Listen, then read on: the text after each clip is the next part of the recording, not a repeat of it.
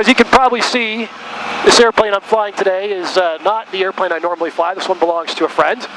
But this airplane illustrates a point I want to make about something we talk about in business all the time.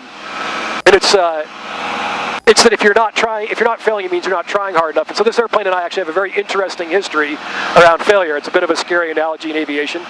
But my friend purchased the airplane a little over a year ago. I was the pilot with the experience to fly it back from its point of purchase. As we were climbing out of the Los Angeles area, out of 10,000 feet, the engine burbled once and quit cold.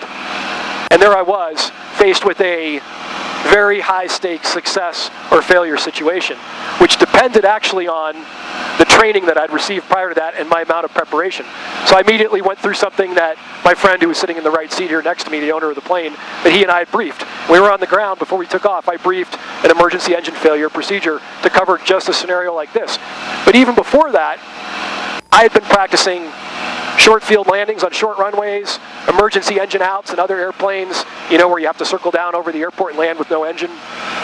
Crosswind landings, all kinds of things like that. And so in business, we have to take a little bit of short-term risk, just like we do in aviation, to mitigate a long-term failure like what could have happened when the engine quit in this airplane. And in business, it looks like, for example, testing technologies that we otherwise, might not want to use, or they might have a little bit of risk and we're not so comfortable with them. It means maybe hiring somebody that has a unique skill set but maybe a little bit difficult to work with, or working with an investor.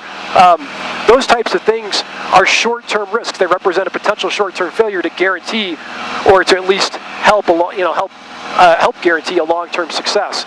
So the same thing was true in the airplane. I had to have that short-term risk and train for those scenarios to handle that much bigger deal that occurred when the engine quit, and I had to dead stick the airplane in.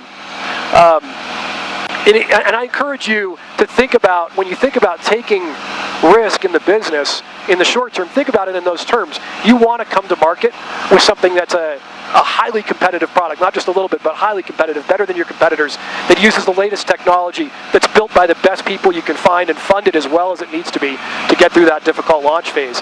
And that takes some short-term risk, it does, and sometimes you have to go backwards and test a different technology stack or let someone go and bring on a new team member.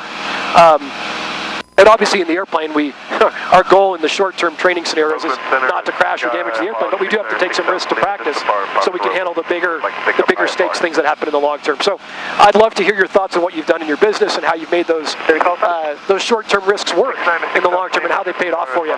Feel free to comment, and as always, I'll get back to you if I can. Thanks a lot.